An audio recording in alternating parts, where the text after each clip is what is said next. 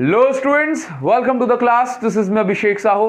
आज हम इस वीडियो में पढ़ने वाले हैं कैपेसिटर को। कैपेसिटर क्या होते हैं, कंडेंसर क्या होते हैं, इनके फंक्शन क्या है, कैसे बनाए जाते हैं, क्या वर्किंग प्रिंसिपल है, डेरिवेशन, न्यूमेरिकल, सब कुछ। अगर आप इन वीडियोस को फॉलो कर रहे हो ना, तो आप ये मान के चलिए एग्जाम में आपके 100 आएंगे, उसको कोई रोक नहीं सकता, क्योंकि मैं आपको इन वीडियोस में सब कुछ कवर करा रहा हूं और इस चैनल पर आपको सब कुछ कवर कराया जाएगा। कमेंट सेक्शन में आप जो पूछते हो, बोला सर रेगुलर लेक्चर्स आएंगे क्या? एक आध दिन ऊपर नीचे हो सकता है, लेकिन लेक्चर्स आपको पूरे मिलेंगे। इसके लिए आपको घबराना नहीं है। कोई भी लेक्चर जो आपको चाहिए, जैसे इस लेक्चर की हम बात करें तो ये जो लेक्चर हमारा chapter second electric potential and capacitance का लेक्चर नंबर 5 है। अगर आप चाहते हैं कि मेरे द्वारा अपलोड करी गई सारी वीडियोस आपको मिल जाएं, तो आपको एक काम करना है। सबसे पहले चैप्टर सेकंड लेक्चर 5 बाय अभिषेक साहू लिख के आप सर्च कर लेंगे तो आपको वीडियोस मिल जाएगी। लिख देना कौन सी क्लास का है, ठीक। फिर भी अगर आपको प्रॉब्लम होती है तो इसी वीडियो के डिस्क्रिप्शन में आपको जो लिंक दी जा रही हैं उसमें आप एक बार चेक कर लेंगे तो आपको वीडियोस मिल जाएंगी। जो भी लेक्चर्स अपलोड करेंगे वो सारे के सारे एक ही प्लेलिस्ट में होंगे, तो उस प्लेलिस्ट की जो लिंक है वो भी मैंने इसी वीडियो के डिस्क्रिप्शन में दे दी है, एक बार चेक कर लेना। आप अगर चाहते हैं कि भाई आपको ये सभी जो कंटेंट प्रोवाइड कराया जा रहा है पूरा, इसकी जो वीडियोस की जो पीडीएफ वगैरह है वो मिल जाए, तो उसके लिए आपको टेलीग्राम पे अभिषेक साहू सर फिजिक्स चैनल को जो है ज्वाइन कर लेना है। यहाँ पर पूरे साल भर जो कुछ भी पढ़ाऊंगा वो सब कुछ मैं यहाँ पर पीडीएफ नोट्स के फॉर्म में अपलोड करने वाला हूँ और कर रहा हूँ, और आप लोग उसको डाउनलोड भी कर रहे हो, तो ज़रूर से इसको एक बार ज्वाइन कर लेना। हाँ, इसके अलावा अगर आप चाहते हैं कि भाई आप तक सभी वीडियोस ना टाइम टू टाइम पहुंचती रहें, तो आपने सब्सक्राइब तो कर लिया होगा, बहुत तेज हो, लेकिन आपने बेल आइकॉन अगर प्रेस नहीं किया है, सब्सक्राइब के पास वाली घंटी, तो उसको भी दबा देना, क्योंकि अगर आप उसको नहीं प्रेस करोगे तो आप तक नोटिफिकेशन नहीं पहुंचेगी, और फिर मैं जो बहुत कुछ अपलोड करने वाला हूं, शानदार सा कंटेंट, ये आपसे हो जाएगा मिस। तो जरूर से बेल आइकन को जो है हिट कर दो। अभी हम आगे बढ़ने वाले हैं कि भाई कैपेसिटर आखिरकार है क्या। तो देखो, आपने कैपेसिटर, मतलब मैं ऐसा बोलूं, कैपेसिटर ऐसा डिवाइस होता है जो एनर्जी को स्टोर करके रखता है, चार्ज को स्टोर करता है, और एक बार में बहुत सारी एनर्जी को वो रिलीज कर सकता है। मैं आपको ब्रीफ में अभी इंट्रोडक्शन दे रहा हूं, फिर हम आगे भी इस चीज को पढ़ेंगे, ठीक। चलिए, तो सबसे पहले मैं आपको बताऊं कि एक्चुअल में आपने जो देखा होगा पंखे में, इसको हम कंडेंसर बोलते हैं आम भाषा में, और फिजिक्स में हम इसको कैपेसिटर बोलते हैं, ठीक। दोनों कंडेंसर और कैपेसिटर दोनों फिजिक्स की भाषा है, ठीक है। हम इसको जो है कैसे भी पढ़ें, कोई दिक्कत नहीं है। चलिए देखो, तो आपने देखा होगा कि भाई हमारे घर पे फैन लगा हुआ है। कई बार होता है कि फैन जो है स्लो चलने लगता है, और एक टाइम ऐसा आता है कि आपने स्विच को ऑन किया और उसके बाद जो पंखा नहीं चल रहा, आवाज आ रही है, उसमें वाइब्रेशन आ रहा है, ठीक। तो आपने क्या किया, उस पंखे को एक बार हाथ से घुमा दिया, डंडे से घुमा दिया, और ऐसे घुमाया, फिर वो चलने लगा, और जो है जब तक आप पंखे को बंद नहीं करोगे वो चलता रहेगा। ऐसा होता है कई बार।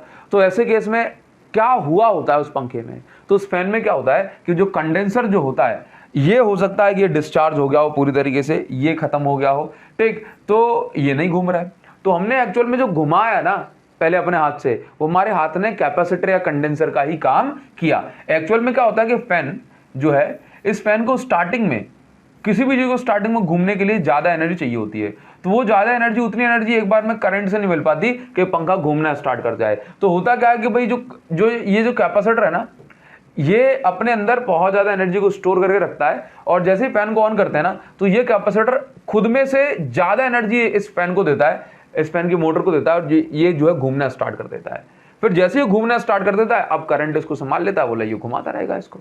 बात समझे? तो कैपेसिटर क्या करता है, जब जरूरत होती है तो एक बार में ज्यादा एनर्जी प्रोवाइड करता है। इसके अलावा मैं आपको बताऊं, जैसे पुराने जमाने के जो कैमरे थे, या कहीं पर भी आप ये मान के चलिए, जहां पर भी मुझे एक बार में ज्यादा करंट चाहिए ना, वहां पर मैं कैपेसिटर का यूज करता हूं।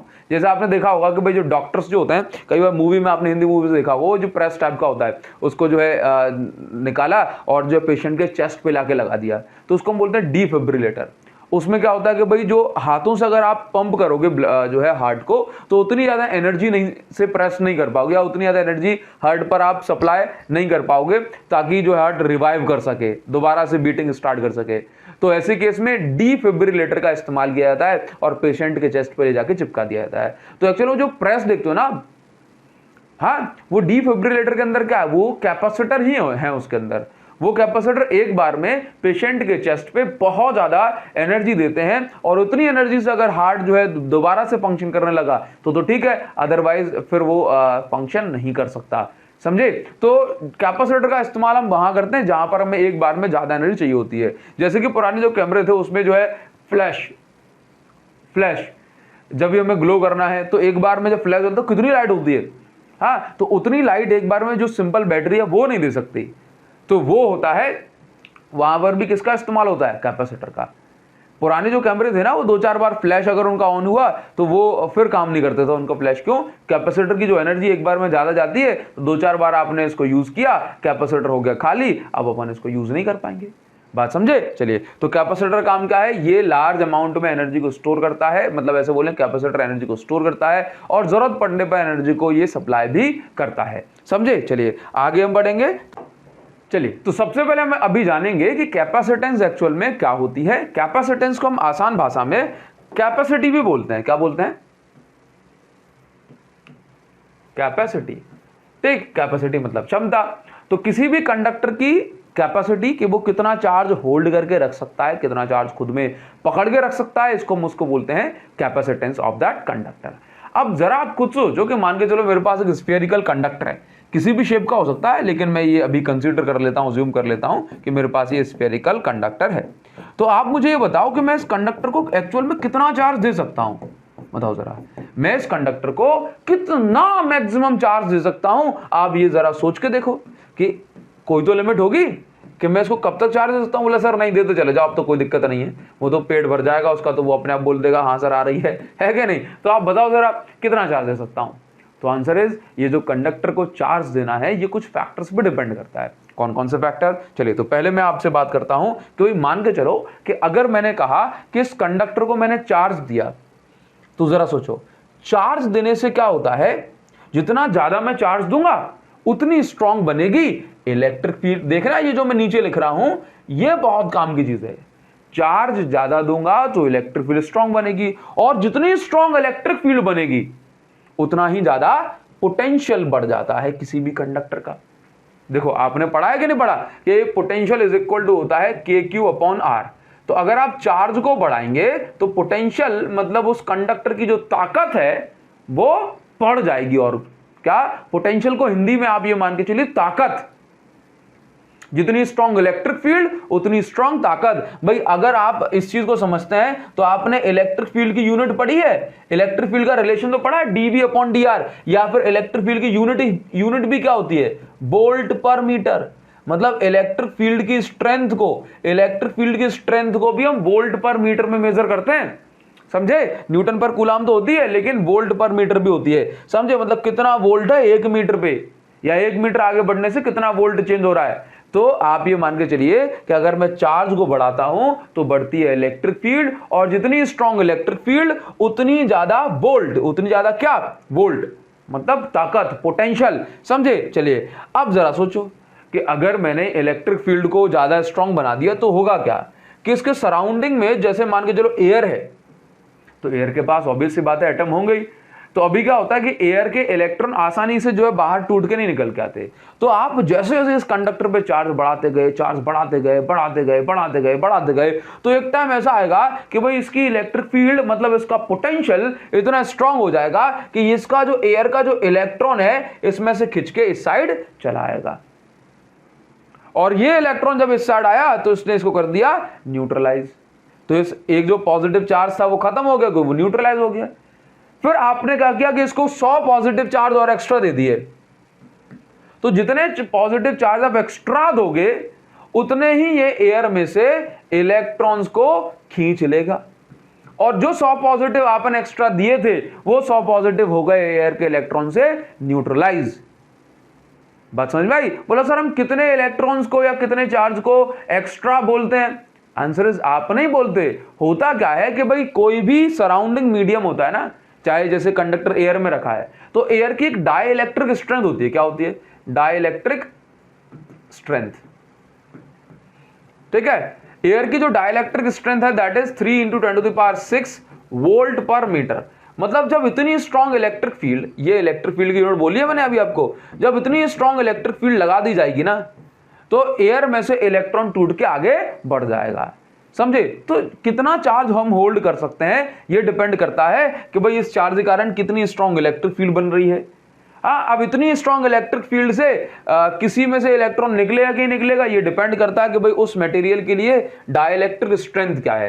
डाइलेक्ट्रिक स्ट्रेंथ का मतलब होता है कि भाई ये जो है ना एयर के लिए जस्ट इससे ज्यादा हल्की सी अगर इलेक्ट्रिक फील्ड आगे बढ़ी तो इसमें से इलेक्ट्रॉन निकलना स्टार्ट हो जाएगा। बात समझे? तो आप जरा मुझे ये बताइए कि जो चार्ज देने से क्या होता है। तो आपने कहा सर चार्ज देने से जो पोटेंशियल है ये बढ़ता है, चार्ज देने से पोटेंशियल बढ़ता है। क्लियर है? तो अगर आप चार्ज देते चले जाएंगे तो इसकी कंडक्टर की ताकत बढ़ती जाएगी और ताकत को हम बोलते हैं पोटेंशियल। चलिए, तो यहां पर आप ये बताओ कि पोटेंशियल बढ़ता है, ठीक है, मैंने कह दिया। चलिए, अब यहां पर क्या होता है कि Q is equal to CB। जैसे ही प्रोपोर्शनली साइन हटेगा तो क्या हो जाएगा, हम इसको बोलेंगे एक नया जो कांस्टेंट है वो आ गया, और ये कांस्टेंट क्या है, where C is called capacitance, where C is called capacitance. तो मैं थोड़ा सा इसको हटा देता हूं, ये किसी काम का नहीं है अपने पास, तो आगे हम नेक्स्ट पेज पे इसको ले जाएंगे। चलिए, तो देखिए जरा, चलिए इसको मैं थोड़ा सा और नीचे कर देता हूं। चलिए, तो वेयर C इज कॉल्ड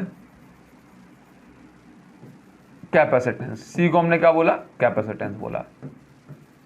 ठीक, चलिए, तो C का फॉर्मूला अगर हम बनाना चाहें कैपेसिटेंस का फॉर्मूला, तो कैपेसिटेंस का फॉर्मूला क्या बनता है, ये बनता है Q/B बन जाता है। अगर हम इसकी यूनिट की बात करें, यूनिट, तो यूनिट जो होती है इसकी वो होती है SI unit, farad. SI unit है, कैसी यूनिट है, SI यूनिट। ठीक, अब जो SI यूनिट जो फैराड है ये काफी बड़ी यूनिट होती है। ठीक, ये काफी बड़ी यूनिट होती है। तो जो आप नॉर्मली जो देखते हैं, जो डेली लाइफ में जो आप देखते हैं, ये जो है micro farad and pico farad में आपको इसके कंपोनेंट मिलते हैं। डेली जो यूनिट है वो कौन सी है, माइक्रो फैराड, ठीक है, या पिको फैराड। समझे? जैसे आप यहां पर देखेंगे, ये देख रहे हो, अगर आपको यहां पर दिख जाए तो मैं यहां पर थोड़ा सा इसको इंक्रीज करूंगा, ये चेक करो, ये लिखा है, ये देखो क्या लिखा है, माइक्रो फैराड लिखा है। समझे? तो जो डेली लाइफ में हम जो देखते हैं that is in micro farad और पिको फैराड। क्लियर?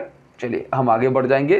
तो यहां पर तो ये बताओ कि अगर हम किसी कंडक्टर को चार्ज देना चाहते हैं तो कितना चार्ज दे सकते हैं उसको। तो क्या देखोगे, ये कुछ चीजों पर डिपेंड करता है, मतलब कैपेसिटेंस जो है कुछ फैक्टर्स पर डिपेंड करती है। पहली बात कि इसका साइज कैसा है, साइज कैसा है ये चीज बहुत ज्यादा मैटर करती है। जैसे कि आप सोचोगे अगर छोटा कंडक्टर होगा तो भाई ऑब्वियस सी बात है उसको आप कम ही चार्ज दे पाओगे, हाँ, लेकिन अगर बड़ा कंडक्टर होगा तो आप उसको ज्यादा चार्ज दे पाओगे। तो बड़े जो कंडक्टर की जो कैपेसिटी होती है वो ज्यादा होती है, ऑब्वियस सी बात है, कोई इसमें बड़ी बात नहीं है।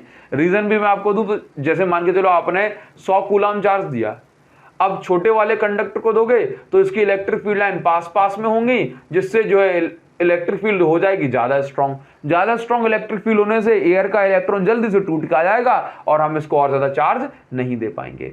तो जरा आप मुझे एक बात बताओ कि अगर मैं चाहता हूं कि चार्ज में ज्यादा से ज्यादा दे पाऊं तो क्या होना चाहिए।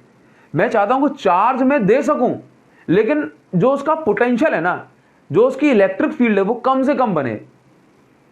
बात समझे? जो चार्ज में देता रहूं लेकिन इलेक्ट्रिक फील्ड कम से कम बने, तो मुझे क्या करना पड़ेगा, मुझे वहां पर कुछ व्यवस्था करनी पड़ेगी। हाँ, मुझे वहां पर पोटेंशियल कम करना पड़ेगा। चार्ज में देता रहूं लेकिन पोटेंशियल कम से कम बढ़ेगा तो मैं उस कैपेसिटर को और चार्ज दे सकता हूं। चलिए, मैं आपको कुछ चीज समझा देता हूं। यहां पे बोला सर मैं समझा नहीं, तो देखो मान के चलो कि मेरे पास ये एक छोटा सा स्फीयर है और ये एक बड़ा सा स्फीयर है। इसकी रेडियस है 5 सेंटीमीटर और इसकी रेडियस है 10 सेंटीमीटर। मुझे दोनों का पोटेंशियल निकालना है। तो KQ अपॉन यहां पे डिवाइड होगा 5 का और यहां पे डिवाइड होगा KQ अपॉन 10 का। तो मुझे बताओ किसका पोटेंशियल कम होगा। सोचो जरा, जिसमें ऑब्वियस सी बात है कि इसका पोटेंशियल क्या है, इसका पोटेंशियल कम है क्योंकि 10 से डिवाइड हो रहा है ना, और इसका पोटेंशियल क्या है, ज्यादा है। तो जरा आप ये सोचो, इसका पोटेंशियल ज्यादा मतलब इसकी ताकत ज्यादा, इसकी ताकत ज्यादा मतलब सोचो, इसकी ताकत ज्यादा मतलब इसकी स्ट्रॉन्ग इलेक्ट्रिक फील्ड बनेगी और इसकी स्ट्रॉन्ग इलेक्ट्रिक फील्ड, इसकी ताकत ज्यादा है तो ये एयर के इलेक्ट्रॉन को जल्दी से खींच सकता है। तो कहने का मतलब यहां पर यह हुआ कि अगर आप ये चाहते हैं कि इलेक्ट्रिक फील्ड कम बने या कहूं कि इलेक्ट्रिक फील्ड वीक बने, तो उसके लिए पोटेंशियल का वीक होना जरूरी है। और पोटेंशियल को वीक करने का तरीका क्या है कि या तो आप साइज बढ़ा सकते हैं, स्फेरिकल अगर कंडक्टर है तो, या वैसे भी साइज बढ़ा दो तो काम चल जाएगा, या फिर हम क्या करेंगे, कुछ छोटी छोटी चीजें भी देखने वाले हैं। ठीक, चलिए, तो पहली चीज, it depends on the size of conductor. ठीक, चलिए, दूसरी चीज, it depends on the surrounding medium. Medium कौन सा सराउंडिंग में रखा है उस पर भी कैपेसिटेंस डिपेंड करती है। तीसरी चीज, it depends on the shape of conductor. किस शेप का कंडक्टर है ये उस पर डिपेंड करने वाला है, स्फेरिकल है या जो है शार्प नुकीले एजेस वाला है, या किस तरह का कंडक्टर है। क्योंकि अगर आप इस तरह की चीजें देखें कि अगर इस तरह कोई कंडक्टर है तो चार्ज डेंसिटी जो होती है ना वो शार्प एजेस पे ज्यादा होती है। जो इलेक्ट्रॉन्स, जो चार्जेस होते हैं ना, वो नुकीले पॉइंट पे भागने की ज्यादा कोशिश करते हैं। तो ऐसे केस में क्या होता है कि ज्यादा चार्ज यहां इकट्ठे तो ज्यादा स्ट्रॉन्ग इलेक्ट्रिक फील्ड बनती है और जल्दी से जो है ये एयर का इलेक्ट्रॉन खींच लेते हैं और इनके अंदर हम कम चार्ज ही होल्ड कर पाते हैं या इसकी कैपेसिटेंस कम हो जाती है। फिर समझे? तो इस तरह से ये कुछ फैक्टर्स होते हैं अफेक्टिंग। चलिए, तो अभी हम यहां पर बात करेंगे इसके बाद कैपेसिटेंस ऑफ स्फेरिकल कैपेसिटर अगर हमें निकालनी है तो वो कैसे निकाल सकते हैं। जैसे मान के चलो कि यहां पर पहले मैं हेडिंग बनाता हूं, उसके बाद हम यहां पे लिखेंगे, क्वेश्चंस वगैरह करेंगे, सारी चीजें। Capacitance of spherical capacitor. देखिए जरा, कैपेसिटेंस ऑफ स्फेरिकल कैपेसिटर। तो मान के चलो कि मेरे पास एक स्फेरिकल कैपेसिटर है, सॉरी स्फेरिकल कंडक्टर, सॉरी यहां पे कंडक्टर। अभी हम कंडेंसर या कैपेसिटर पे तो पहुंचे ही नहीं, अभी तो हम बात कर रहे हैं कंडक्टर की। समझे? चलिए, तो मान के चलो कि मेरे पास ये कंडक्टर है, ठीक, कुछ कमियां देखेंगे उसके बाद हम कैपेसिटर बनाएंगे। तो ये मेरे पास एक कंडक्टर है और इस कंडक्टर की रेडियस है स्मॉल r। मुझे इस कंडक्टर की कैपेसिटेंस निकालनी है। तो कैपेसिटेंस निकालनी है तो कैपेसिटेंस का फॉर्मूला देखो, अभी आपने क्या निकाल के रखा है। कैपेसिटेंस का फॉर्मूला तो आपने ये निकाल के रखा है, C = Q/V निकाला है। तो अगर मैं यहां से कैपेसिटेंस निकालना चाहता हूं तो मुझे क्या निकालना पड़ेगा, Q/V। तो हम यहां पे लिखेंगे we know that capacitance C = Q/V। चलिए, तो आप यहां पर देखेंगे Q चार्ज कितना है, तो लेट्स से हमने इसको कितना चार्ज दिया, हमने इसको चार्ज दे दिया Q, हमने इसको चार्ज दे दिया, let's say we have given this charge Q। चलिए नाउ, तो अभी देखो, तो चार्ज Q देने से इसका पोटेंशियल क्या हो जाएगा, potential of sphere, potential of sphere कितना होता है, 1/4 pi epsilon not charge Q upon इसकी रेडियस स्मॉल r। ठीक, तो ये क्या है, ये मुझे पता पड़ गया B। नाउ C = क्या होता है, Q/V। तो Q/V की वैल्यू क्या है, 1/4 pi epsilon nought into Q/r। तो जब अपन इससे कैंसिल करेंगे तो ये बचेगा C = 1/4 pi epsilon nought into r। तो यहां से आप ये देखेंगे कि जो कैपेसिटेंस है ये 4 pi epsilon nought into r निकल के आई है। एक चीज मैं यहां पे आपको ऐसा की पॉइंट देने वाला हूं जो बड़े बड़े एग्जाम में पूछ लिया जाता है और कुछ छोटी छोटी सी गलतियां करके बच्चे इसको गलत कर देते हैं। ठीक, चलिए, तो पहली चीज यहां पे क्या है कि जो कैपेसिटेंस है ये किस पे डिपेंड कर रही है, स्फेरिकल कंडक्टर की, ये डिपेंड कर रही है स्मॉल r पे। और किस पे डिपेंड नहीं कर रही, बोला सर ये तो हम सोच ही नहीं सकते थे, कैपेसिटेंस किस पे डिपेंड नहीं कर रही है, बोला चार्ज पे डिपेंड नहीं कर रही है। मैं इस पॉइंट को क्लैरिफाई करता हूं, देखो जरा यहां पे, कैपेसिटेंस डज नॉट डिपेंड, किसी भी चीज की कैपेसिटेंस हो, does not depend on the charge on it. Charge on it, it में क्या दोनों आ जाएंगे, कंडेंसर भी और कैपेसिटर। बोला सर ऐसे कैसे पॉसिबल है, ऐसे कैसे पॉसिबल है कि इसका मतलब अगर कम चार्ज दोगे तो कम कैपेसिटेंस, ज्यादा चार्ज दोगे ज्यादा कैपेसिटेंस, ऐसा कुछ नहीं होता क्या? नहीं, कैपेसिटेंस का मतलब है क्षमता, कैपेसिटी। फॉर एग्जांपल कैपेसिटी सारी चीजों की होती है। जैसे मान के चलो कि आपके घर में एक छोटी बाल्टी है, ठीक, आपके घर में एक छोटी बाल्टी है, छोटी बकेट है, अब इसमें ना 20 लीटर पानी आता है। कितने लीटर? इसमें 20 लीटर पानी आ जाता है। तो 20 लीटर की इसकी कैपेसिटी है। अब जरा सोचो कि आज इसमें ना 20 लीटर पानी नहीं है, आज इसमें 0 लीटर पानी है, 0 लीटर। तो जरा आप मुझे एक बात बताओ कि क्या बोलोगे कि ये बाल्टी 0 लीटर की है? नहीं, ये बाल्टी 20 लीटर वाली है, ये तो बोलोगे हर बार। मान के चलो आपके घर पे 1000 लीटर की टंकी रखी हुई है, तो आज वो टंकी खाली है, तो क्या बोलोगे? बोला नहीं, ये टंकी कैपेसिटी कुछ भी नहीं, बोला 0 है। नहीं, इस टंकी कैपेसिटी जो है 1000 लीटर है। ये ज्योमेट्री पे डिपेंड कर रही है, उसके शेप पे, साइज पे, उसके स्ट्रक्चर पे। हाँ, बात समझ में आ रही है? ये जो टंकी की जो कैपेसिटी है, उसकी जो क्षमता है, वो इस पर डिपेंड नहीं कर रही कितना पानी है कि नहीं। भाई उसके पास तो कैपेसिटी है, आपकी मर्जी है तो पानी भरो, आपकी मर्जी है तो पानी मत भरो। क्लियर है? तो capacitance does not depend on amount of पानी। इसी तरह से capacitance does not depend on the amount of charge और चार्ज ऑन इट। ये तो डिपेंड कर रहा है, स्फेरिकल की बात कर रहे हैं तो डिपेंड कर रहा है किस पे? रेडियस पे। अदरवाइज और भी फैक्टर्स होंगे, जानेंगे सबको। क्लियर है? तो हमेशा ध्यान रखना, ये पॉइंट एकदम बिल्कुल दिमाग बैठ जाना चाहिए आपके में। कैपेसिटेंस जो है वो चार्ज पे डिपेंड नहीं करती। जैसे कि बाल्टी में कितना पानी है ये उसकी क्षमता नहीं बताता, बाल्टी का जो शेप है, जो उसका साइज है, वो उसकी कैपेसिटी बताता है। अगर वो 20 लीटर की है तो भले ही फिर उसमें 2 लीटर पानी भरा हो, लेकिन उसकी कैपेसिटी कितनी है? 20 लीटर ही। समझे? चलिए अभी हम आगे बढ़ जाएंगे। तो आपने इसके फैक्टर ऑफ फैक्टिंग ही देख लिए हैं। अभी हम यहां पर देखेंगे एक छोटा सा न्यूमेरिकल और उसके बाद एक और न्यूमेरिकल देखेंगे। देखिए जरा, यहां पर समझो, what will be the capacitance of a spherical conductor. थोड़ी सी स्पेलिंग एरर यहां पर हो गई है, चलिए तो यहां पर हम इसको करेक्ट कर देते हैं। What will be the capacitance of a spherical conductor whose radius is equal to the radius of earth. वो पूछ रहा है कि मान के चलो कि आपके पास एक कंडक्टर है इस तरह का, इसकी रेडियस अर्थ की रेडियस के बराबर है, मतलब 6400 किलोमीटर। ठीक, तो what will be the capacitance. बोला कैपेसिटेंस क्या होगी? तो कुछ भी नहीं, आप यहां पे देखो भाई, गिवन स्मॉल आर आपको दिया हुआ है, स्मॉल आर कितना? 6400 किलोमीटर। यहां से हम कुछ जरूरी कंक्लूजन में पहुंचते हैं। तो इसको हम क्या क्या लिख सकते हैं? किलोमीटर को मीटर में करोगे तो 6400 और ये 3 जीरो और आ जाएंगे किलो के कारण, और ये मीटर में हो जाएगा। तो अगर हम आर की वैल्यू निकालें तो कितना निकल के आएगा? 6.4 और ये 10 टू द पावर 6। ठीक है, 10 टू द पावर 6 में इसको लिख सकता हूं ना। अभी आप ये देखो कि मुझे निकालना है कैपेसिटेंस। तो कैपेसिटेंस क्या होता है? 4 pi epsilon nought R. 4 pi epsilon nought की वैल्यू होती है 1/9 into 10 to the power 9। 1/4 pi epsilon nought होता तो 9 × 10 टू द पावर 9 हो जाती। इंटू आर की वैल्यू क्या है? आर की वैल्यू है 6.4 10 टू द पावर 6। ठीक, अब ये यहां से ये कैंसिल हो जाएगा तो 10 टू द पावर 3 बचेगा। आप यहां पर देखो c इज इक्वल टू 6.4, यहां पे देखो, चलो मैं इसको ऐसे लिख सकता हूं ना, 64 इंटू ये 100। ठीक है, तो वही बात आ गई। चलिए, और डिवाइड कितने करना है? 9 का। अगर मैं 9 का डिवाइड करूंगा तो ये आपसे हो जाएगा 9 7 जा 63, 9 7 जा 63। और यहाँ पे कुछ और बच रहा है क्या? हाँ जी भाई, यहाँ पे 10 टू द पावर 6 बच रहा था। ठीक है, ये 10 टू द पावर 6 पहुंच जाएगा ऊपर, माइनस के 6 हो जाएगा।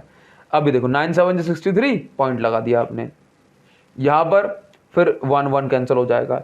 तो आप यहाँ से कैपेसिटेंस निकालोगे तो ये आपके पास आ जाएगी, इसका इससे इंटू हो जाएगा। चलिए तो देखो जरा, 711 माइक्रोफैराड कितना आ जाएगा? देखो जरा, आप इसको ऐसे नहीं लिख सकते क्या? देखिए, तो C is equal to 7.11 into 10 to the power -4, और C इज इक्वल टू, अगर आप इसको 711 कर देंगे तो ये 10 टू द पावर -6 हो जाएगा, और C इज इक्वल टू 711 और 10 टू द पावर -6 को आपने लिखा माइक्रो, और कैपेसिटेंस की यूनिट होती है फैराड। तो आप यहां पर देखेंगे कि यदि एक कंडक्टर जिसका साइज या जिसकी रेडियस अर्थ की रेडियस के बराबर है, तो आप यहां पर समझेंगे कि उसकी कैपेसिटेंस कितनी है? 711 माइक्रोफैराड। दैट मींस 1 फैराड भी नहीं है इतने बड़े कंडक्टर की रेडियस जिसका साइज 6400 किलोमीटर हो। तो आप जरा समझो कि भाई कैपेसिटेंस की जो यूनिट है ना, ऐसा यूनिट फैराड, ये काफी बड़ी यूनिट है। इसीलिए हम डेली लाइफ में माइक्रोफैराड, पिकोफैराड वगैरह यूज करते हैं। अच्छा, एक और चीज, ये तो नॉर्मल सा कंडक्टर है, तो आप जरा सोचो कि जब इतना बड़ा कंडक्टर होगा 6400 किलोमीटर, अर्थ के साइज का कंडक्टर, तब उसकी कैपेसिटेंस इतनी बनेगी। लेकिन आप यहां क्या देख रहे हो, ये देखो जरा, लेकिन आप यहां क्या देखते हो, ये देखो कि ये जो कैपेसिटर आप देखो यहां पे, ये कैपेसिटर कितना छोटा सा है, लेकिन फिर भी क्या लिखा है 470 माइक्रोफैरड लिखा है। और ये अगर कंडक्टर जिसकी रेडियस 6400 किलोमीटर है, तब देखो इसकी कितनी आ गई 711 माइक्रोफैरड, मतलब इससे डबल भी नहीं हो पाई। तो यहां से आप जरा सोचो कि ये क्या है, ये क्या है, ये कैपेसिटर है। और ये किसकी है, ये कंडक्टर की है जिसका साइज अर्थ के रेडियस के बराबर हो। तो यहां पर हमें क्या करना पड़ेगा, कंडक्टर की जो रेडियस है ना, मतलब सॉरी, कंडक्टर की जो क्षमता है, कैपेसिटी है, ये कम है। तो हमें कुछ ऐसा करना पड़ेगा, हमें कुछ ऐसा करना पड़ेगा कि भाई जो कंडक्टर जो है ये कैपेसिटर बन जाए।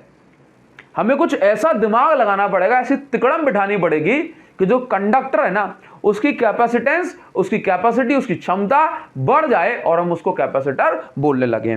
तो चलिए दोस्तों, चलिए तो अभी हम बात करेंगे कैपेसिटर हम एक्चुअल में कैसे बनाएं, ठीक, और कैपेसिटर का क्या प्रिंसिपल है, ठीक ना। तो अभी आप ये देखिए, तो सबसे पहले अगर हम कहें कि आपसे एक बार फिर से इसको ब्रीफ में डिफाइन करूं, कैपेसिटर क्या है, समझना कैपेसिटर एक ऐसा डिवाइस है जो कि बहुत सारा चार्ज स्टोर करके रख सकता है। और अगर चार्ज स्टोर होता है तो ऑब्वियस सी बात है उस सिस्टम में इलेक्ट्रिकल एनर्जी भी स्टोर होती है। तो हम कुछ ही बोलें, कैपेसिटर एनर्जी को स्टोर करता है, चार्ज को स्टोर करता है, दोनों चीजें सही हैं, ठीक। अच्छा, फिर तो जो इलेक्ट्रिकल एनर्जी को स्टोर करने के लिए तो फिर बैटरी भी यूज होती है।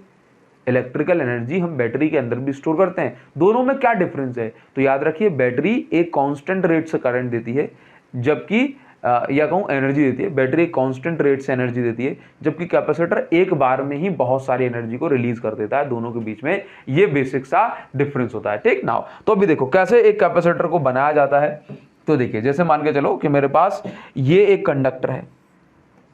देखिए, मैं आपको कैपेसिटर बनाने की जो पूरी रेसिपी है ये समझा रहा हूं, ठीक। मान के चलो कि ये मेरे पास ना एक प्लेट है, ठीक, कैपेसिटर की प्लेट है, और यहां पर ये मेरे पास, चलो ये प्लेट को भी मैं भूल जाता हूं। लेट्स से मैंने ना इस प्लेट को चार्ज दिया, ये चार्ज है पॉजिटिव, चलो ये पॉजिटिव चार्ज में, हालांकि ये पूरा पॉजिटिव चार्ज यही होता है, ठीक। चलो मैंने इसको इस साइड दिखा दिया, या फिर ये मेरे पास पॉजिटिव चार्ज है, बहुत सारा पॉजिटिव है, ठीक। अभी क्या होगा कि जैसे ही मैं इसको ज्यादा चार्ज दूंगा, इसका पोटेंशियल बढ़ जाएगा, मतलब ताकत, और ये सराउंडिंग से जो है इलेक्ट्रॉन खींच लेगा और लीक होने लग जाएगा। तो मैं इसको ज्यादा चार्ज नहीं दे सकता।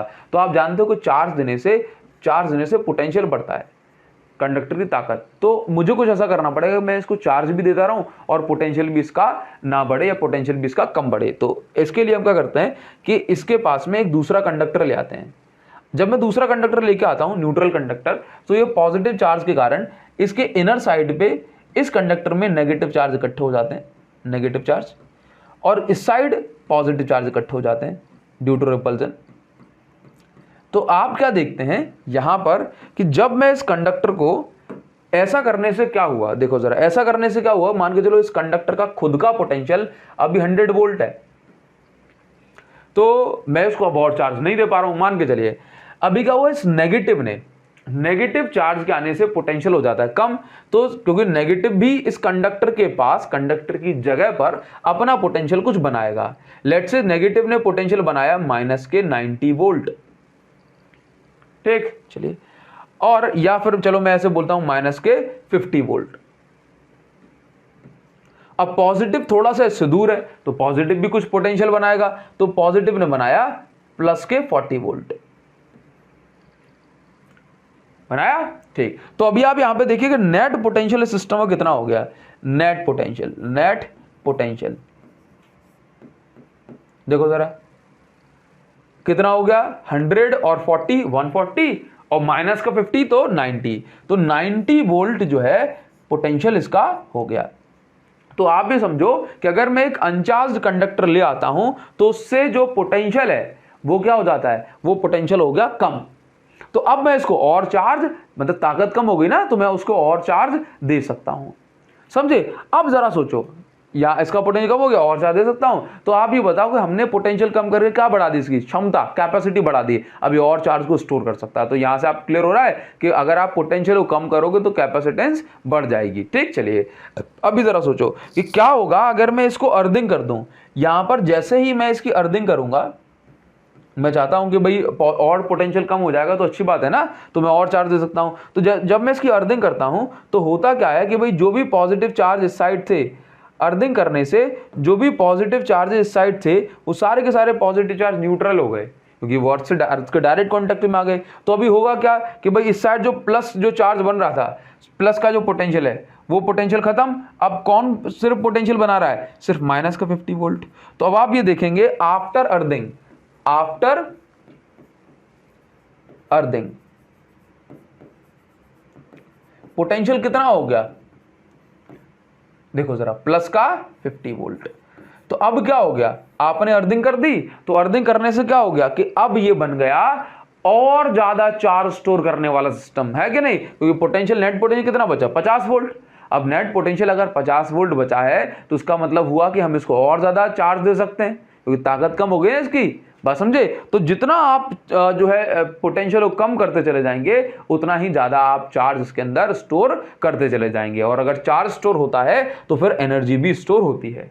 ऐसा करते करते आप बना देते हैं, ये यहां पर देखो क्या दिख रहा है, ये हमारे पास एक ऐसा सिस्टम बन गया जिसमें दो पैरेलल प्लेट हैं, दो पैरेलल प्लेट हैं, बीच में इलेक्ट्रिक फील्ड बन रही है, और इस सिस्टम को हम बोलते हैं कैपेसिटर। क्या बोलते हैं, कैपेसिटर। ठीक, कैपेसिटर के बीच में क्या है, तो बीच में हमेशा याद रखिए कि इसके बीच में नॉर्मली एयर हो सकती है या कोई भी मटेरियल, एयर और एनी इंसुलेटिंग मटेरियल और एनी इंसुलेटर, कोई भी इंसुलेटर इसके अंदर हो, जैसे कि वैक्स, पेपर, जो है कॉटन वगैरह, ये हो सकता है। ठीक, चलिए, तो कैपेसिटर के अंदर क्या होता है, कैपेसिटर के अंदर दो कंडक्टिंग प्लेट्स, कैसी कंडक्टिंग प्लेट होती हैं दो, बीच में क्या, बीच में कोई भी इंसुलेटिंग मटेरियल, ठीक, जैसे कि एयर हो गया, वैक्स हो गया, कॉटन हो गया, पेपर हो गया। ठीक, और यहां पे याद रखो कि चार्ज कहां होता है, चार्ज होता है प्लेट्स पे। चार्ज कहां होता है, जो कैपेसिटर है ना उसकी प्लेट पे होता है चार्ज। और आप याद रखेंगे एनर्जी कहां होती है, एनर्जी बिटवीन द प्लेट। यहां पे चार्ज जो होता है वो होता है ऑन द प्लेट, एनर्जी कहां होती है, बिटवीन द प्लेट, याद रखिए, बिटवीन द प्लेट्स। और जो एनर्जी है ये किस फॉर्म में स्टोर होती है कैपेसिटर के अंदर, in the form of energy, in the form of electric field के फॉर्म में एनर्जी स्टोर होती है। कुछ समझ में आया, बात समझ में आ रही है। चलिए, तो ये सारी चीज आपको याद रखनी है। तो कभी भी चार्ज की बात करें तो वो कहां है, प्लेट्स पर है, और अगर इलेक्ट्रिक फील्ड की बात करें या एनर्जी की बात करें तो वो कहां है, बिटवीन द प्लेट्स है। तो इस तरह से बनाया जाता है एक कैपेसिटर। और ये कौन सा कैपेसिटर है, ये है पैरेलल प्लेट कैपेसिटर। तो कैपेसिटर में दो ऑपोजिटली चार्ज सरफेसेस होती हैं, उनके बीच में कोई इंसुलेटिंग मीडियम होता है। क्लियर। अभी हम ये जानेंगे, सबसे पहले हम एयर के लिए डेरिवेशन करेंगे, उसके बाद हम डेरिवेशन करेंगे कि अगर हम डाइलेक्ट्रिक मीडियम कोई रख दें, ये डाइलेक्ट्रिक मीडियम वगैरह क्या होता है, तब हम बात करने वाले हैं। चलिए, तो सबसे पहले ना हमें क्या करना है, कैपेसिटेंस ऑफ स्फेरिकल कैपेसिटर, मतलब अगर हमारे पास, capacitance of parallel plate capacitor, मतलब अगर हमारे पास ये पैरेलल प्लेट कैपेसिटर है तो उसकी कैपेसिटेंस हम कैसे निकालेंगे। तो सबसे पहले हम एक काम करते हैं कि यहां पर दैट मींस हमें यहां पर कैपेसिटेंस के लिए डेरिवेशन करना है। तो मैंने कहा कि ये मेरे पास दो प्लेट्स हो गई, ठीक है, दोनों पर मैं चार्ज दे देता हूं। चार्ज हमेशा इसकी इनर सरफेस पे बनाएंगे आप, क्योंकि ड्यू टू अट्रैक्शन यहाँ पे सिर्फ क्या आता है, ठीक है, इस तरह से। बीच में क्या है, बीच में अभी मैंने एयर मान के चली है, और नेगेटिव चार्ज यहाँ पर है। दूसरी साइड क्या आ जाएगा, दूसरी साइड यहाँ पर अर्थिंग हम कर देंगे। जितना पॉजिटिव चार्ज होता है सिर्फ उतना ही नेगेटिव, क्योंकि जो नेगेटिव है यहाँ पे वो इंडक्शन से आया हुआ है। बीच में है इलेक्ट्रिक फील्ड, तो ये इलेक्ट्रिक फील्ड कितनी है, हमेशा याद रखो कि electric field between two parallel plate होती है सिग्मा अपॉन एप्सिलॉन नॉट। ठीक, ये सिग्मा क्या है, चार्ज सरफेस पर जो चार्ज डेंसिटी है वो कितनी है, इसको हमने बोला सिग्मा। ठीक, चलिए नाउ अभी आपको समझना है कि दोनों प्लेट के बीच की जो डिस्टेंस है, जो गैप है, वो है स्मॉल डी, और जो प्लेट का एरिया है वो कितना है, प्लेट एरिया। ठीक नाउ, तो यहां से आप ये देखेंगे कि सिग्मा बाय ए क्या बन जाएगा, sigma is equal to Q by A, Q by A. Clear है, तो क्यू इज इक्वल टू हो जाएगा sigma into A, that means area of plate. चलिए देखिए जरा, ये ऐसा होता है, चार्ज कहाँ है, चार्ज प्लेट्स पर है। नाउ अभी आपको निकालना क्या है, आपको फाइंड आउट करना है कि अगर हमारे पास कोई भी जो कैपेसिटर है तो उसकी कैपेसिटेंस कितनी होगी। तो हम ये कैसे कैलकुलेट करेंगे, तो हम जानते हैं भाई, वी नो दैट, हम जानते हैं कि कैपेसिटेंस होता है C is equal to Q by V. अब Q तो हमें पता है, चलो मैं यहाँ पर स्मॉल q अगर मैंने बना के रखा है तो मैं यहाँ पे स्मॉल q ले लूंगा, कोई फर्क नहीं पड़ता हालांकि इन चीज़ों से, Q बाय B। तो V क्या है, पोटेंशियल डिफरेंस, और V क्या है यहाँ पे, मैं यहाँ पे लिख देता हूँ V है दोनों प्लेट के बीच में पोटेंशियल डिफरेंस बिटवीन प्लेट्स। याद रखिए, ये हमें याद रखना है कि इलेक्ट्रिक फील्ड जो होती है दो ऑपोजिटली चार्ज प्लेट के बीच में वो होती है सिग्मा अपॉन एप्सिलॉन नॉट। इसको हमने गॉस थ्योरम वाले वीडियो में करा हुआ है, तो जरूर से उसको देख सकते हैं आप कि electric field between plate, application of Gauss theorem लिखोगे ना यूट्यूब पे बाय अभिषेक साहू, तो आपको वीडियो मिल जाएगी। चलिए, तो अभी हम यहाँ पर ये देखते हैं कि V कैसे निकाल सकते हैं। तो V का जो फॉर्मूला होता है ये होता है इलेक्ट्रिक फील्ड इंटू डिस्टेंस। आपने ये रिलेशन पढ़ा है, चलो ठीक है बताता हूँ। V इज इक्वल टू होता है इलेक्ट्रिक फील्ड इंटू दोनों प्लेट के बीच के डिस्टेंस। यहाँ पे आप लिखेंगे फ्रॉम रिलेशन, आपने पढ़ा है E is equal to D V upon D R. तो dv इज इक्वल टू कितना हो जाएगा, E इंटू डी आर, और V इज इक्वल टू कितना हो जाएगा, E इंटू आर। आर क्या है, डिस्टेंस है, तो यहां से ये बन गया, समझे, तो E इंटू डी था। अब देखो V is equal to E की जगह क्या लिख सकते हैं, sigma upon epsilon nought, D दोनों के बीच का डिस्टेंस क्या है, D। तो V की वैल्यू मेरे पास आ गई, तो मैं इसको कैसे करूंगा, देखो जरा, C इज इक्वल टू हो जाएगा Q अपॉन B। V की वैल्यू क्या आ गई, सिग्मा अपॉन एप्सिलॉन नॉट, और ये हो जाएगा D। नाउ अभी देखिए यहां पर कुछ मैं ऐसे लिख सकता हूं, C is equal to Q को मैं लिख दूंगा सिग्मा A अपॉन में, देखो जरा, sigma upon epsilon nought into D, ये हो जाएगा। अब सिग्मा से सिग्मा कैंसिल हो गया और ये बन गया C is equal to epsilon nought A by D। देखिए ये बन जाएगा C इज इक्वल टू क्या हो जाएगा, epsilon nought A by D, और इसकी यूनिट तो आप जानते ही हैं। तो कैपेसिटेंस का फॉर्मूला क्या हो गया, epsilon nought A by D। यहां पर मैं आपको बता दूं कि यदि हम कोई और मीडियम इसमें प्लेस करते हैं एक्सेप्ट एयर, ठीक, तो यहां पे लिखेंगे for medium other than air, तो कैपेसिटेंस देखो जरा क्या हो जाएगी, C इज इक्वल टू यहाँ पे K का इंटू हो जाएगा, C is equal to epsilon nought में K का into epsilon nought into K, और ये, या फिर मैं ऐसे बोलूं कि पूरे इसमें आप क्या करें, K का इंटू कर दें epsilon nought A by D, और आप यहाँ पर देखो epsilon nought A by D को क्या लिखते हो, C डैश में यहाँ पे बोलूंगा नई capacitance will be K times of capacitance in air. तो इस तरह से आप इसको बोल सकते हैं। क्लियर, अगर कोई और मीडियम है तो K का इंटू हो जाएगा एप्सिलॉन नॉट के साथ, और epsilon nought A by D होता है नॉर्मल कैपेसिटेंस, और अगर डाइलेक्ट्रिक मीडियम या कोई मीडियम आ गया तो दैट विल बी KC।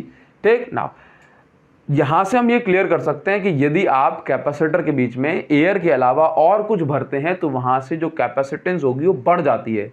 जितना उस मीडियम का डाइलेक्ट्रिक कांस्टेंट होगा उतने टाइम्स कैपेसिटेंस बढ़ जाएगी। पेपर बड़ा, पेपर के डाइलेक्ट्रिक कांस्टेंट की वैल्यू मान के चलिए अगर 2.5 है तो 2.5 कैपेसिटेंस, 2.5 टाइम्स कैपेसिटेंस बढ़ जाएगी। अब हम बात करेंगे कि भाई जो कैपेसिटेंस पैरेलल प्लेट कैपेसिटर की है वो किन फैक्टर्स पे डिपेंड करती है। तो आप यहां पर देखेंगे जो कैपेसिटेंस है उसका फॉर्मूला होता है C is equal to epsilon nought A by D। तो यहाँ पर कैपेसिटेंस जो है, डिस्टेंस अगर आप प्लेट के बीच की कम कर देंगे, डिस्टेंस कम कर दोगे, जितना क्लोज लेकर के आओ कैपेसिटेंस उतनी ज़्यादा बढ़ जाएगी। तो it increases on decreasing the distance between plate. अगर आप एरिया बढ़ा देंगे तो जितना चार्ज देना चाहते हैं उतना ज़्यादा चार्ज आप दे सकते हैं। तो एरिया बढ़ाने से एरिया बढ़ाने से क्या होगा, सरफेस एरिया ऑफ प्लेट बढ़ाने से भी जो कैपेसिटेंस होगी वो इंक्रीज हो जाएगी। इसके बाद नेक्स्ट क्या है, अगर आप किसी जो है एयर के अलावा कोई और मीडियम वहां पर रखते हैं ऑन रिप्लेसिंग एयर, तो कैपेसिटेंस क्या हो जाएगी, इंक्रीज हो जाएगी। ठीक, चलिए यहाँ पर हम ये सारी चीज समझे। मीडियम कैसा होना चाहिए, इंसुलेटिंग होना चाहिए। अच्छा ये बताओ, अगर ये मेरे पास क्या है,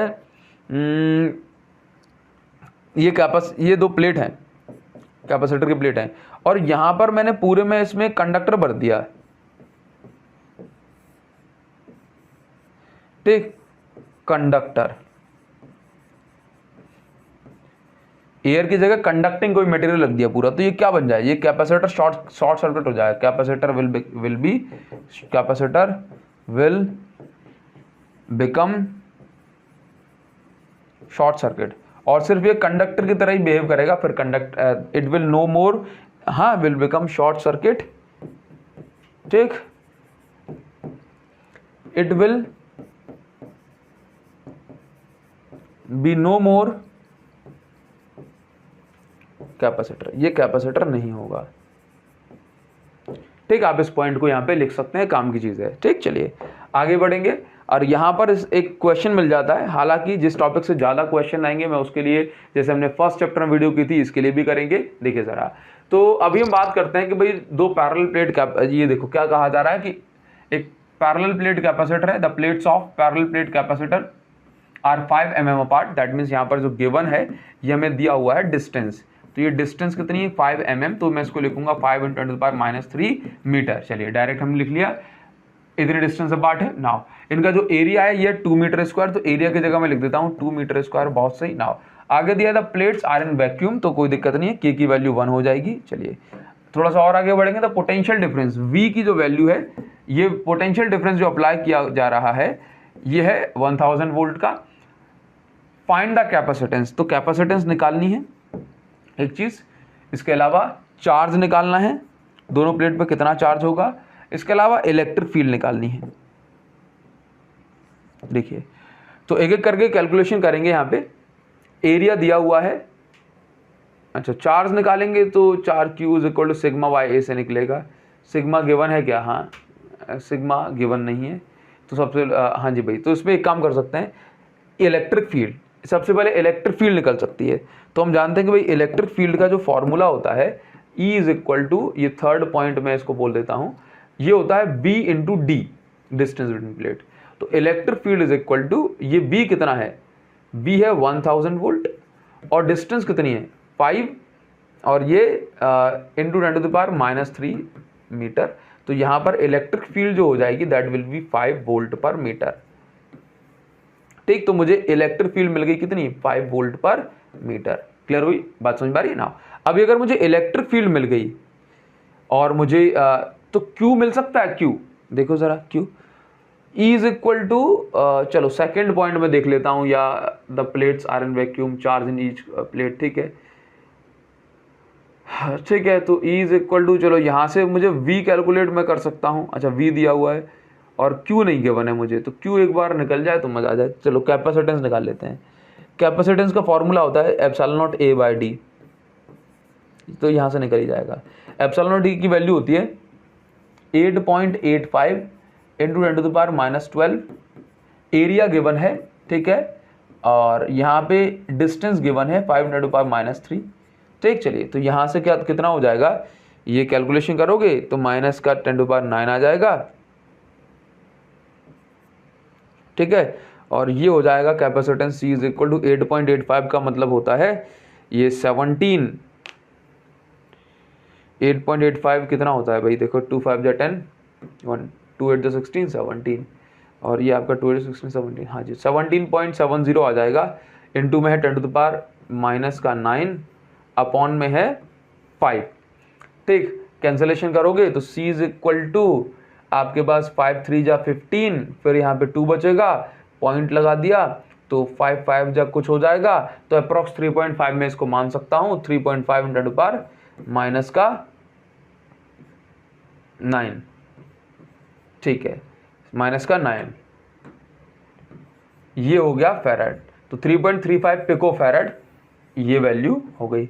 अब हमें क्या चाहिए, अब हमें चाहिए भाई एक ही चीज तो रह गई है Q, तो Q निकाल सकते हैं।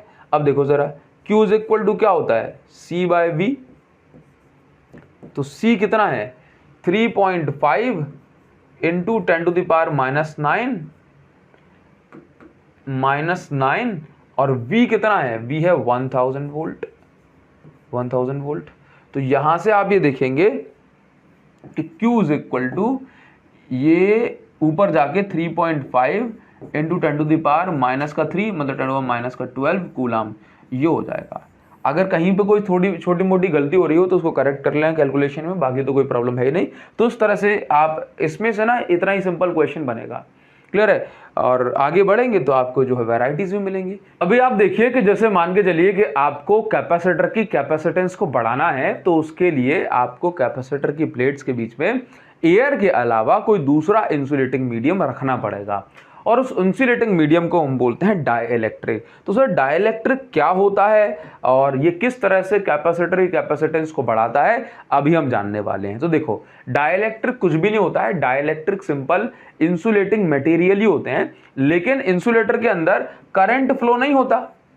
इंसुलेटर के अंदर करंट फ्लो तो नहीं होता ना, कंडक्टर के अंदर करंट फ्लो होता है। लेकिन जैसे मान के चलो कि अगर मेरे पास दो प्लेट हैं और इसके अंदर ना अभी सिंपल मैंने कहा कि भाई कोई भी इंसुलेटिंग मटेरियल है, जैसे कि पेपर मान लो या वैक्स मान लो या एयर खुद मान लो, ठीक। अभी देखो होता क्या है कि जैसे मान के चलो कि अगर मैं इसमें से करंट फ्लो कराना चाहूं तो नहीं होगा, तो मैंने क्या किया कि इसको दो प्लेट के बीच में रख दिया और यहां पे रख दिया, तो इसके अंदर बनेगी इलेक्ट्रिक फील्ड।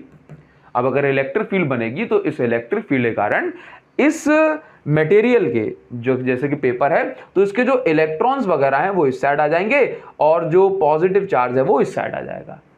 ऐसा करने से क्या होता है कि भाई इस मटेरियल के अंदर खुद ब खुद एक उल्टी इलेक्ट्रिक फील्ड बनने लगेगी, और अगर इस मटेरियल के अंदर एक उल्टी इलेक्ट्रिक फील्ड बनने लगेगी तो जो इलेक्ट्रिक फील्ड पहले से बन रही थी, एयर में जो इलेक्ट्रिक फील्ड बन रही थी और जो डाइइलेक्ट्रिक मटेरियल की जो इलेक्ट्रिक फील्ड है ऑपोजिट डायरेक्शन में है, तो इस कारण से जो नेट इलेक्ट्रिक फील्ड जो थी वो कम हो गई।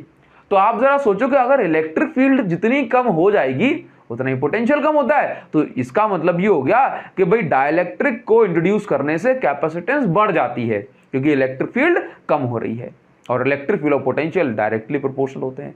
क्लियर हो रहा है? तो बताओ जरा, तो डाइइलेक्ट्रिक मटेरियल ऐसे मटेरियल होते हैं जो खुद में से करंट को पास नहीं होने देते, लेकिन इलेक्ट्रिक फील्ड में रखने पर खुद इलेक्ट्रिक इफेक्ट शो करते हैं। समझे? देखो मैंने क्या कहा कि डाई इलेक्ट्रिक मटेरियल कुछ नहीं होता, ये इंसुलेटिंग मटेरियल ही होते हैं, लेकिन जब हम इनको इलेक्ट्रिक फील्ड में रख देते हैं और जब इनके अंदर खुद की एक अपनी इलेक्ट्रिक फील्ड बनने लगे, तो भाई उसी समय हम इस इंसुलेटिंग मटेरियल का नाम बदल के डाई इलेक्ट्रिक बोल सकते हैं। क्लियर हुआ? चलिए, तो आपको एक समझ में आ गया होगा। और इसमें एक उल्टी इलेक्ट्रिक फील्ड बनती है जो कि नेट इलेक्ट्रिक फील्ड को कम कर देती है, तो भाई हम और ज्यादा प्लेट्स को चार्ज दे सकते हैं और इस तरह से डाइइलेक्ट्रिक का इस्तेमाल करके कैपेसिटेंस बढ़ाई जा सकती है। अभी हम ये जानेंगे कि डाइइलेक्ट्रिक जो मटेरियल है वो कितने टाइप के होते हैं। तो देखो, इसको समझने से पहले मैं आपको बताऊं कि डाइइलेक्ट्रिक दो टाइप के होते हैं, एक होते हैं पोलर डाइइलेक्ट्रिक और एक होते हैं नॉन पोलर डाइइलेक्ट्रिक। तो पोलर डाइइलेक्ट्रिक वो होते हैं जो पोलर मॉलिक्यूल से बने होते हैं, नॉन पोलर डाइइलेक्ट्रिक वो होते हैं जो नॉन पोलर मॉलिक्यूल से बने होते हैं। अब ये पोलर और नॉन पोलर मॉलिक्यूल क्या होते हैं, इसको जरा अभी हम समझ लेते हैं। देखो जरा, पोलर मॉलिक्यूल और नॉन पोलर मॉलिक्यूल, पोलर के नाम में क्या छुपा हुआ है? पोलर के नाम में छुपा हुआ है, चलो यहां पे मैं सेंटर ऑफ मास बोल देता हूं, ठीक। चलिए, सेंटर ऑफ मास। देखो अभी क्या होता है कि मान के चलो मेरे पास कोई भी एक एटम है, ठीक, या कहूं कोई एक मॉलिक्यूल है। अभी इसके अंदर क्या होगा ना कि लेट्स से सारे के सारे प्रोटॉन्स और सारे के सारे इलेक्ट्रॉन, इन सब का जो सेंटर ऑफ मास होता है ना वो एक ही जगह पे रखा होता है। तो इसको मैं क्या बोलूंगा, भाई क्या पोल्स बन रहे हैं? नहीं बन रहे। लेकिन अगर मेरे पास कोई एक ऐसा मटेरियल है, ऐसे मॉलिक्यूल है जिसमें जो पॉजिटिव चार्ज है उन सब का जो सेंटर ऑफ मास है और सभी इलेक्ट्रॉन के जो सेंटर ऑफ मास है, ये इन दोनों के बीच में कुछ डिस्टेंस है, तो मैं बोलूंगा ये नेगेटिव पोल, ये पॉजिटिव पोल की तरह एक्ट करेगा। तो हम ऐसे मॉलिक्यूल को बोलते हैं पोलर मॉलिक्यूल। पोलर मॉलिक्यूल में जो नेगेटिव और पॉजिटिव चार्जेस का जो सेंटर ऑफ मास होता है ये कोइंसाइड नहीं करता, ओवरलैप नहीं करता। अलग अलग होता है, इसलिए हम इसको क्या बोलते हैं, इसको हम बोलते हैं पोलर मॉलिक्यूल। ठीक, जबकि कुछ मॉलिक्यूल ऐसे होते हैं जिनमें पॉजिटिव चार्जेस का जो सेंटर ऑफ मास है, मतलब प्रोटॉन्स का, और नेगेटिव चार्जेस का जो centre of mass, that means electrons का, ये एक ही जगह पे ओवरलैप कर जाता है। मतलब सभी पॉजिटिव का सेंटर ऑफ मास, सभी नेगेटिव का सेंटर ऑफ मास एक ही जगह पे आ जाता है, तो ऐसे मॉलिक्यूल को हम बोलते हैं, मतलब ओवरलैप कर जाता है, इसको हम बोलते हैं नॉन पोलर मॉलिक्यूल। मान के चलो कि मेरे पास कोई एक मटेरियल है, ठीक, मान के चलो कि मेरे पास कोई एक मटेरियल है और उस मटेरियल में यहां पर ना ये शीट है, मतलब ये इस मटेरियल में मेरे पास चाहे भले ही ये इस तरह से मेरे पास एक मटेरियल है, इसको मैं बोल देता हूं कि इसका नाम है पोलर डाइलेक्ट्रिक। क्या है, पोलर डाइलेक्ट्रिक। तो पोलर डाइलेक्ट्रिक में कैसे मॉलिक्यूल होंगे, पोलर मॉलिक्यूल। तो लेट्स से इसके पास positive negative negative positive positive negative negative positive positive negative. तो अगर मैं बोलूं polar molecule, polar molecule, polar molecule has net dipole moment,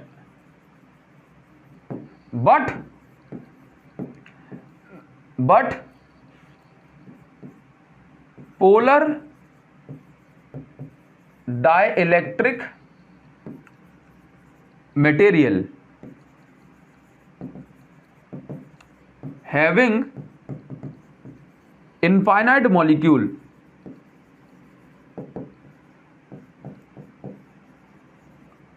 has zero या नो डाइपोल मोमेंट। इसको समझो, ये क्या कह रहा है, क्या लिखा था हमने, इसको समझो ये क्या कह रहा है। देखो, अगर मैं इंडिविजुअल मॉलिक्यूल की बात करता हूं तो नेगेटिव पॉजिटिव चार्ज है, तो यहां पर हम Q × 2L कर लेते हैं, दोनों के बीच की डिस्टेंस। लेकिन वहीं मैं इस पूरे मटेरियल की बात करता हूं तो होता क्या है कि पूरे मटेरियल में इसके डाइपोल मोमेंट की डायरेक्शन नेगेटिव टू पॉजिटिव यहां है, इसके डाइपोल मोमेंट की डायरेक्शन यहां है, इसके डाइपोल मोमेंट की डायरेक्शन यहां है, इसके डाइपोल मोमेंट डायरेक्शन यहां, इसके डाइपोल मोमेंट की डायरेक्शन यहां, और इस तरह से इस मटेरियल में हजारों डाइपोल मोमेंट बन रहे होंगे। तो डाइपोल मोमेंट वेक्टर क्वांटिटी है, तो भाई सबका जो नेट जो सम निकल के आता है वो कितना आता है, 0। तो पोलर मॉलिक्यूल के पास ऑलरेडी डाइपोल मोमेंट होता तो है, लेकिन जब वो इकट्ठे होते हैं तो हर एक डायरेक्शन में रैंडमली अरेंज होते हैं, तो उसके कारण से जो उनका नेट डाइपोल मोमेंट होता है वो कैसा होता है, 0। ठीक, चलिए, तो जब हम इनको इलेक्ट्रिक फील्ड में रख देंगे, जब हम इसको इलेक्ट्रिक फील्ड में रख देंगे तो क्या हो जाएगा, फिर जरा देखो। तो जब मैं इनको इलेक्ट्रिक फील्ड में रखूंगा तो इलेक्ट्रिक फील्ड में रखने से सारे के सारे मॉलिक्यूल सीधे हो जाएंगे। कैसे हो जाएंगे, ये देखो, ये सारे के सारे सीधे हो जाएंगे, ये कुछ इस तरीके से। ये इलेक्ट्रिक फील्ड अप्लाई करने से ये negative positive negative positive negative positive negative positive negative positive negative positive, ठीक, ऐसा हो जाएगा।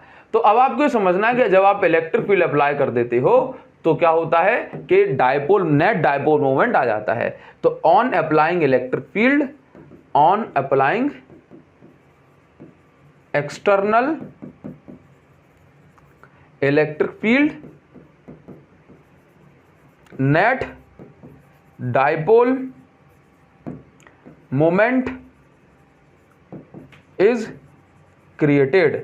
चलिए, ऐसा नहीं होता कि भाई अगर 1 करोड़ मॉलिक्यूल्स हैं तो 1 करोड़ के 1 करोड़ ही सीधे हो जाएंगे।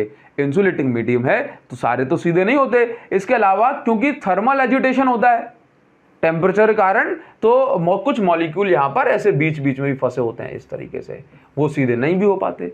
हाँ, चलिए, तो आप यहां पर आगे समझेंगे कि भाई नेट डाइपोल मोमेंट तो बन ही जाता है। अच्छा, अगर मेरे पास कोई दूसरा मटेरियल है, जैसे कि ये मटेरियल भी हुआ, ये पहले कैसा है, ये ऐसा मटेरियल है, मतलब इसमें ये कैसा है, बोला ये नॉन पोलर है। कैसा है, नॉन पोलर।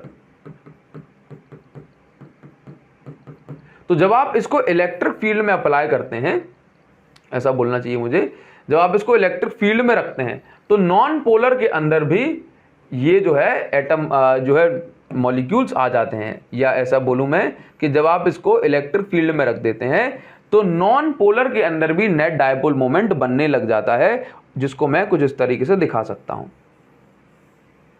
कोई मतलब ही निकला कॉपी करने का ठीक है, चलिए किसी किसी किस्मत में कॉपी होती नहीं है। देखो तो यहाँ पे ये भी ऐसे बन जाता है। जरूरी नहीं कि सारे के सारे जो है के पास कुछ नेट डायपोल मोमेंट आ जाए, लेकिन हाँ कुछ के पास जरूर आ जाता है। तो जब आप इलेक्ट्रिक फील्ड में रखते हैं तो इलेक्ट्रिक फील्ड में रखने से नेट डायपोल मोमेंट आ जाता है नॉन पोलर मॉलिक्यूल के पास भी। क्लियर हुआ? चलिए आगे बढ़ जाएंगे। तो अभी यहां से ये तो हमने पढ़ लिया, देखो जरा। तो जब आप ये अभी नॉर्मली ऐसे रखा होता है कोई भी, जैसे ये कौन सा, ये नॉन पोलर है, इसमें देखो ये पॉजिटिव और नेगेटिव ओवरलैप कर रहे हैं। चलिए आपने इलेक्ट्रिक फील्ड अप्लाई की तो इलेक्ट्रिक फील्ड अप्लाई करने से सीधे हो गए। ठीक है, ये कौन सी इलेक्ट्रिक फील्ड है? External electric field. चलिए अभी देखो, अभी क्या होता है कि जैसे आपने इलेक्ट्रिक फील्ड अप्लाई करोगे तो होगा क्या कि भाई ये इस तरह से अरेंज हो गए। तो अभी जो पॉजिटिव और नेगेटिव है ये एक दूसरे को न्यूट्रलाइज कर देंगे, न्यूट्रलाइज कर देंगे, न्यूट्रलाइज कर देंगे, न्यूट्रलाइज कर देंगे, न्यूट्रलाइज। तो जब ये न्यूट्रलाइज कर देंगे कुछ इस तरीके न्यूट्रलाइज, तो जब ये कुछ इस तरीके न्यूट्रलाइज कर देंगे तो यहाँ पे कुछ ऐसा बन जाएगा, यहाँ पे सिर्फ नेगेटिव नेगेटिव और यहाँ पे पॉजिटिव पॉजिटिव। तो आप ये देखेंगे कि भाई एक्चुअल में ये कुछ ऐसा नहीं हो गया कि इसके एक साइड नेगेटिव नेगेटिव नेगेटिव और एक साइड पॉजिटिव पॉजिटिव पॉजिटिव। तो इस तरह से डायपोल क्या कर देते हैं, मतलब ये जो डाइलेक्ट्रिक मीडियम है ये क्या कर देता है इस तरह से, ये इस तरह से जो नेट इलेक्ट्रिक फील्ड है उसको अपोज करता है। बात समझ में? नेट इलेक्ट्रिक फील्ड को कम कर देता है। तो ये बिहेवियर होता है कि भाई डायपोल का इलेक्ट्रिक फील्ड में रखे जाने पे। अच्छा, मैंने आपको बताया कि कभी ऐसा नहीं होता कि अगर 1 करोड़ मॉलिक्यूल है तो सारे के सारे का पोलराइजेशन हो जाए, सारे के सारे सीधे हो जाएं। तो देखो आपने यहाँ पे क्या समझा, तो कुछ कुछ रह जाते हैं। हाँ चलिए, तो आप ने यहाँ पे क्या देखा कि भाई इस वॉल्यूम में 1 करोड़ अगर मॉलिक्यूल होंगे तो 1 करोड़ के 1 करोड़ सीधे नहीं होंगे। 1 करोड़ में जो नॉन पोलर थे वो 1 करोड़ का पोलराइजेशन नहीं हुआ, 1 करोड़ में से 1 लाख पोलराइज हो गए, मतलब पॉजिटिव और नेगेटिव सेपरेट हो गए। तो आप यहां पर देखिए कि जब हम किसी डायपोल को इलेक्ट्रिक फील्ड में रखते हैं तो उसके अंदर नेट डायपोल मोमेंट आ जाता है और इसी चीज को हम क्या बोलते हैं, डाइलेक्ट्रिक पोलराइजेशन। बात क्लियर हुई? और कितना और एक यूनिट वॉल्यूम में कितना पोलराइजेशन होता है इसको हम इलेक्ट्रिक पोलराइजेशन या फिर पोलराइजेशन डेंसिटी बोलते हैं। अब आप ये समझो कि भाई एक यूनिट वॉल्यूम में कितना पोलराइजेशन होगा, कितने डायपोल मोमेंट बनेंगे, ये डिपेंड करता है कि आपने कितनी स्ट्रॉन्ग इलेक्ट्रिक फील्ड लगाई। तो जो पोलराइजेशन जो होता है ये डिपेंड करता है आपने कितनी स्ट्रॉन्ग इलेक्ट्रिक फील्ड लगाई। दूसरी चीज ये भी है कि जो डाइलेक्ट्रिक है उसका बिहेवियर कैसा है, वो इलेक्ट्रिक फील्ड को जल्दी रिस्पॉन्ड करता है, लेट रिस्पॉन्ड करता है, कि भाई इलेक्ट्रिक फील्ड को रिस्पॉन्ड करता ही नहीं है कि नहीं। तो यहां पर आपने देखा कि जो पोलराइजेशन जो डेंसिटी है ये डिपेंड करती है इलेक्ट्रिक फील्ड पे। और हमने क्या कहा कि यहां पर ये जो जब प्रोपोर्शनल साइन हटाओगे तो इसकी जगह प्रोपोर्शनल जो साइन आएगा इसको हम बोलते हैं साई। तो यहां पर CHI साई, इसको आप कुछ लोग काई भी पढ़ते हैं, ठीक, CHI साई। चलिए, तो आप ये देखिए कि भाई ये क्या बताता है, ये बताता है ससेप्टिबिलिटी, इलेक्ट्रिकल ससेप्टिबिलिटी। ससेप्टिबिलिटी का मतलब होता है ये सेंसिटिविटी ऑफ मटेरियल बताता है कि कुछ मटेरियल के जो डायपोल मोमेंट है ये सीधे हो जाते हैं और कुछ मटेरियल के देर में सीधे होते हैं, है कि नहीं। तो ये और मतलब जो पोलराइजेशन है किस किस पे डिपेंड करता है, इलेक्ट्रिक फील्ड अप्लाई करी गई उस पे और मटेरियल के, डाइलेक्ट्रिक मटेरियल के बिहेवियर पे। तो अगर हम बात करें डाइलेक्ट्रिक कांस्टेंट और ससेप्टिबिलिटी का जो है रिलेशन क्या होता है, तो K = 1 + साई होता है। आप इसको हमेशा याद रखेंगे। तो ये तो आपने जाना सब कुछ किसके बारे में, डाइलेक्ट्रिक के बारे में, पोलराइजेशन वेक्टर के बारे में। अब हम नेक्स्ट वीडियो में ये चीज समझने वाले हैं, थोड़ा सा नेक्स्ट वीडियो में रिपीटेशन जरूर होगा। हम नेक्स्ट वीडियो में समझने वाले हैं कि डाइलेक्ट्रिक का इफेक्ट क्या होता है कैपेसिटर पे। डाइलेक्ट्रिक, ये तो मैंने आपको बता दिया डाइलेक्ट्रिक का क्या इफेक्ट है नाउ। तो अभी हम ये देखेंगे कि जब मैं इसके अंदर, किसके अंदर, पैरेलल प्लेट कैपेसिटर के अंदर, पैरेलल प्लेट कैपेसिटर में डाइलेक्ट्रिक रखने से क्या इफेक्ट होगा और किस तरह से इसके न्यूमेरिकल बनेंगे, हाँ ये हम समझेंगे। पार्शियली फिल्ड कैपेसिटर का हम डेरिवेशन करेंगे, बहुत सारे क्वेश्चंस यहां से बनते हैं। तो इस वीडियो के लिए सिर्फ इतना ही। कमेंट सेक्शन में मुझे लिख के बताना कि ये वीडियो आपकी हेल्प कर पा रही कि नहीं कर पा रही। मैं भी कमेंट का जरूर से इंतजार करूंगा।